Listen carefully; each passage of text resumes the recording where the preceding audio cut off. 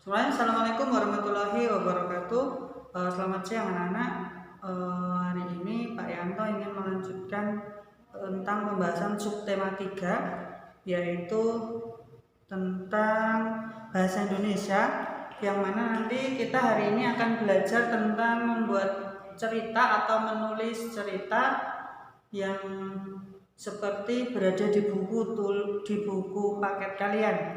Nanti ada beberapa hal yang perlu kita jelaskan untuk bahasa Indonesia, terutama yang berhubungan dengan cerita. Yang pertama yaitu tentang penulisan judul. Penulisan judul cerita ini tidak bisa asal tulis yang penting bisa dibaca, tetapi ada aturan tersendiri yang berhubungan dengan EYD atau ejaan yang disempurnakan. Untuk judulnya nanti menggunakan huruf besar pada setiap katanya. Contohnya misalnya ada judul cerita Tamasya di Pantai Telengria misalnya. Nanti seperti ini tulisannya. Jadi Tamasya, T-nya besar. Nanti Tamasya ke Pantai Telengria.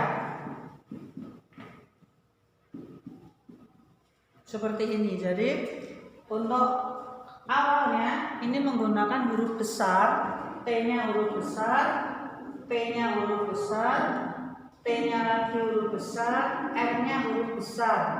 Nah, kenapa di sini ke-nya memakai huruf kecil? Karena ini termasuk kata hubung. Jadi untuk kata hubung ini memakai huruf kecil. Apa saja selain itu? Di, ke, betul. Dari, yang, ini. Terus untuk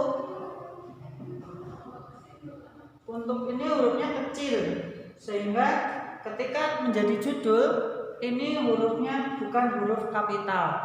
Ini masalah judul. Kira-kira apalagi? Misalnya kalau nama nanti terpakai huruf besar. Yang memakai huruf kecil kira-kira ini. Nanti seandainya anak-anak memakai judul, ada kata ini harus ditulis dengan huruf yang kecil, seperti itu. Untuk yang selanjutnya yaitu yang berhubungan dengan sebuah cerita. Setelah ada judul, biasanya sudah masuk ke sebuah cerita, yaitu ditandai dengan adanya alinea baru atau paragraf baru. Paragraf baru itu menjorok dari sini, misalnya bermain di pantai sangat menyenangkan misalnya. Jadi untuk kalimat ini biasanya maju sekitar 5 ketukan atau 5 spasi. Ini baru dimulai. Ini paragraf 1. Nah, nanti paragraf 2 bagaimana? Paragraf 2 sama. Paragraf 2 nanti masuk menjorok terlebih dahulu, sehingga nanti ini bisa diketahui, oh ini alinea 1, ini alinea 2, atau ini paragraf 1, ini paragraf 2. Kenapa kok dibuat memakai alinea? Di sini tujuannya agar bisa membedakan mana paragraf 1, mana paragraf 2. Oh, paragraf 1 ini ceritanya apa? Paragraf 2 ceritanya apa? Ini memudahkan pembaca untuk memahami apa yang mereka baca. Jadi untuk pembuatan paragraf ini hampir semua cerita pasti ada, tetapi memang ada beberapa buku yang tidak memakai alinea.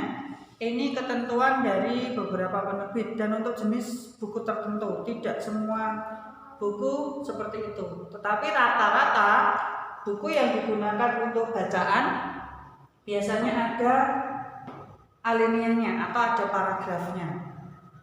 Contohnya di buku paket kalian yang tema 1 halaman 183, di sini untuk perpindahan paragrafnya tidak memakai maju ke depan, tetapi jarak antara paragraf 1 ke paragraf 2 ini ada spasi yang cukup membedakan antara pemisah antara paragraf 1 dan paragraf 2. Ini contohnya cerita yang tidak memakai paragraf atau tidak memakai alinea. Tetapi kita bisa tahu, oh ini paragraf 1, ini paragraf 2, ini paragraf 3 dan seterusnya. Karena ada jarak. Ini contohnya, ada jarak antara paragraf yang satu dengan paragraf yang lainnya. Ini sehingga bisa dipahami. Tetapi tadi sekilas saya lihat di LKS, contohnya halaman 93. Nanti anak-anak bisa lihat di situ untuk penggunaan alineanya di sini bisa kita lihat alineanya. Ini masuk ke dalam. Jadi masuk sekitar 5 ketukan, baru nanti dilanjutkan sampai baris selesai, baru pindah ke paragraf berikutnya, yaitu masuk lagi di paragraf ketiga dan seterusnya dengan pembahasan yang berbeda. Ini contoh cerita yang memakai paragraf atau memakai alinea baru. Walaupun di sini jarak barisnya sama, bisa kelihatan ya. Walaupun di sini jarak barisnya sama, tetapi kita bisa tahu kalau ini paragraf 1, ini paragraf 2, ini paragraf 3. Sehingga di sini ini yang membedakan itu ada alinea baru ini loh, ada paragraf barunya ini. Tetapi kalau di paket yang ini seperti tadi, perpisahan antara paragraf 1 dan paragraf 2 ini memakai jarak spasi yang cukup jauh sehingga bisa membedakan. Oh ini paragraf ini dengan ini paragrafnya sudah berbeda, seperti itu. Untuk menentukan 1, 2, 3 dan seterusnya dihitung dari atas. Dari setelah judul itu nanti masuk paragraf 1, paragraf 2, paragraf 3 dan seterusnya. Untuk ini cukup paham ya anak-anak. Jadi mengapa kok ada buku yang memakai alinea, ada yang buku juga tidak memakai alinea. Ini yang perlu kita ketahui. Jadi nanti jangan sampai bingung, loh buku ini kok nggak ada alineanya, cerita ini kok ada alineanya. Jadi nanti biasanya ada yang membedakan. Jadi kalau penjelasannya, kalau misalnya tidak pakai alinea, biasanya jaraknya nanti sudah berbeda. Jadi jarak spasinya itu beda. Tapi kalau memakai paragraf atau memakai alinea baru, biasanya jaraknya sama, tapi ini bisa dihitung, bisa ketahuan. Oh ini paragraf 1, paragraf 2 dan seterusnya. Di kesempatan kali ini Pak Yanto ingin membacakan tentang LKS halaman 93 tentang pengalamanku bermain engklek. Ini nanti kita baca satu paragraf dan nanti kita akan menentukan mana gagasan utama, mana gagasan pendukungnya, mana kalimat utama, mana kalimat penjelas. Jadi contohnya seperti ini. Kalian tentu sudah tahu kan yang namanya engklek, bukan? Setidaknya kalian pernah bermain permainan tradisional engklek. Ya, engklek adalah permainan tradisional yang populer di Indonesia. Permainan tradisional ini sangat populer dimainkan di daerah Sumatera, Jawa, Bali, Kalimantan, dan Sulawesi. Nah, kira-kira untuk kalimat utamanya tadi yang mana? Nah, yang pertama yaitu tentang kalian tentu sudah tahu kan yang namanya engklek, bukan? Nah, ini merupakan kalimat utamanya. Kenapa kalimat utama? Karena kalimat berikutnya itu digunakan untuk menjelaskan tentang permainan engklek ini. Salah satunya dijelaskan di sini merupakan permainan tradisional, kemudian dimainkan di Sumatera, Jawa, Bali, dan Kalimantan dan Sulawesi. Ini kalimat penjelasnya. Jadi kalimat utama ini ada di depan.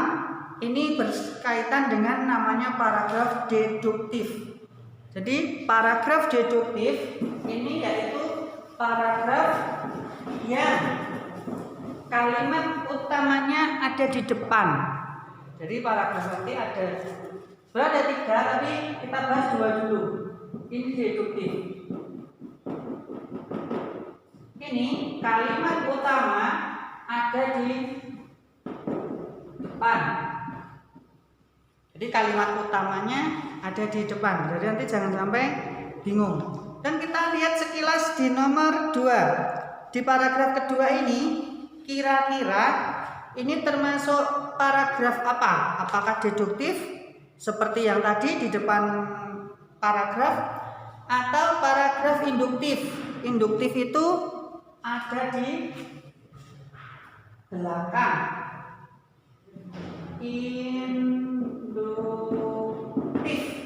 Induktif ini ada di belakang. Kita lihat, kita bacakan satu lagi, nomor 2. Saat menginjak kelas 3 SD, aku sering bermain engklek. Tidak sulit untuk bermain engklek. Kalian hanya membutuhkan kapur dan gacok.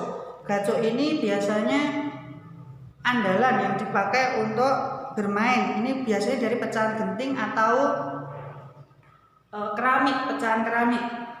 Masih awal betul, aku selalu mendapatkan bintang terbanyak dalam permainan engklek. Entah kenapa permainan engklek ini masih terngiang-ngiang di pikiranku. Dan terkadang aku masih senyum-senyum sendiri kalau mengenang masa-masa SD. Nah, ini kira-kira kalimat utamanya ada di depan atau di belakang? Coba dilihat dulu. Ternyata ini sama. Ini masih paragraf deduktif karena ada di depan. Mengapa bisa seperti itu? Kita lihat. Di sini dijelaskan, diceritakan, saat menginjak kelas 3 SD, aku sering bermain engklek. Tidak sulit untuk bermain engklek. Nah, ini sudah menjelaskan. Kalian membutuhkan kapur dan gacok. Ini menjelaskan lagi tentang permainan engklek ini. Nah, di akhir itu diceritakan juga kalau dia itu masih senyum-senyum sendiri kalau mengenang permainan waktu SD. Nah, ini tentang memahami paragraf deduktif atau induktif. Nanti untuk contoh selanjutnya akan saya jelaskan bagaimana membedakan paragraf deduktif ataupun induktif secara langsung. Untuk kali ini baru pengenalan dulu agar nanti anak-anak tidak bingung memahami bacaan yang sudah kalian baca. Seperti itu. Jadi nanti bisa dilihat di LKS halaman 93, ini literasi 1, literasi 2, literasi 3. Ini nanti anak-anak bisa membacanya dulu, menghitung ada berapa paragraf, kemudian yang diceritakan apa, ini harus paham. Ini yang berkaitan dengan jenis-jenis paragraf. Seperti itu untuk kali ini. Kurang lebihnya mohon maaf. Assalamualaikum warahmatullahi wabarakatuh.